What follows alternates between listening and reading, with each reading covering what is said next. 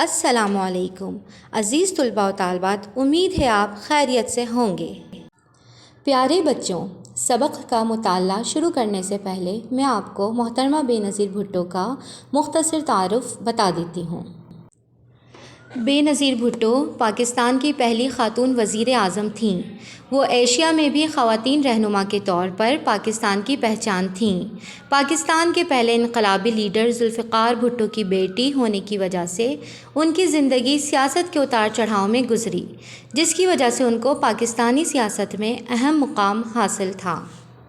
گزشتہ لیکچر میں ہم نے بے نظیر بھٹو کے دوسرے دور حکومت کے قائم ہونے اور ان کے دور میں ہونے والی صنعتی، زرعی، تعلیمی اور صحت سے متعلق اصلاحات کا جائزہ لیا۔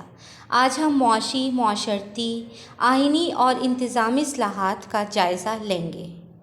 بے نظیر بھٹو کے دوسرے دور حکومت میں ملک میں ترقی کی رفتار تیز ہوئی، گیس کنیکشنز فراہم کیے گئے، اسٹیل مل کو منافع بخش ادارہ بنایا گیا، وومن پولیس اور فرسٹ وومن بینک قائم کیے گئے۔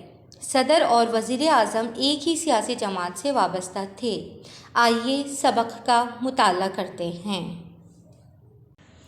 معاشی اصلاحات۔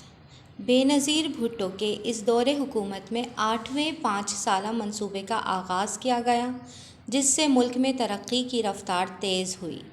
بے نظیر بھٹو نے 1994 میں ایک نئی پاور پالیسی کا اعلان کیا۔ ملک بھر میں توانائی، بجلی کی کمی اور لوڈ شیڈنگ کا بحران ختم کرنے کے لیے عملی اقدامات کیے گئے۔ لاکھوں گیس کنیکشنز فراہم کیے گئے۔ پاکستان اسٹیل ملز کو منافع بخش ادارہ بنایا گیا۔ کراچی میں پورٹ قاسم کو وسعت دی گئی۔ معاشرتی اصلاحات۔ لوگوں کا معیار زندگی بہتر بنانے اور ملک کی ترقی اور سماجی بہبود کے لیے بے نظیر بھٹو کی حکومت نے پیپلز ورکس پروگرام شروع کیا۔ خواتین کے لیے سماجی پالیسیاں بنائیں۔ خواتین کی سہولت کے لیے وومن پولیس اسٹیشن اور فرسٹ وومن بینک قائم کیے گئے۔ فرسٹ وومن بینک کس وزیر اعظم کے دور میں قائم ہوا؟ تو یہ بے نظیر بھٹو کے دوسرے دور حکومت میں فرسٹ وومن بینک قائم ہوا۔ آئینی اصلاحات۔ بے نظیر بھٹو کے دوسرے دور حکومت میں کوئی قابل ذکر آئینی اصلاحات نہ ہو سکیں۔ انتظامی اصلاحات۔ 1993 میں صدارتی انتخابات ہوئے، جس میں پاکستان پیپلز پارٹی کے رہنما سردار فاروق احمد خان لغاری صدر مملکت منتخب ہوئے۔ یوں وزیر اعظم اور صدر مملکت دونوں کا تعلق ایک ہی سیاسی جماعت سے تھا۔ دوسرے ممالک کے ساتھ اچھے تعلقات قائم کرنے کے لیے اقدامات کیے۔ حکومت کا خاتمہ۔ اگرچہ محترمہ بے نظیر بھٹو کا دوسرا دور حکومت پر اعتماد اور بہتر تھا، مگر اس مرتبہ بھی ان کی حکومت زیادہ عرصہ نہ چل سکی۔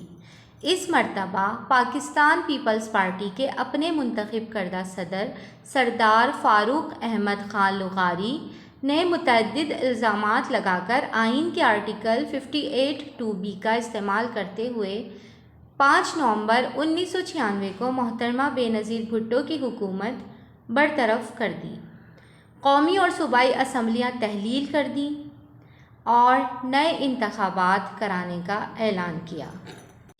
آپ نے بے نظیر بھٹو کا دوسرا دور حکومت بقیہ نصف اچھی طرح ذہن نشین کرنا ہے۔ اللہ حافظ۔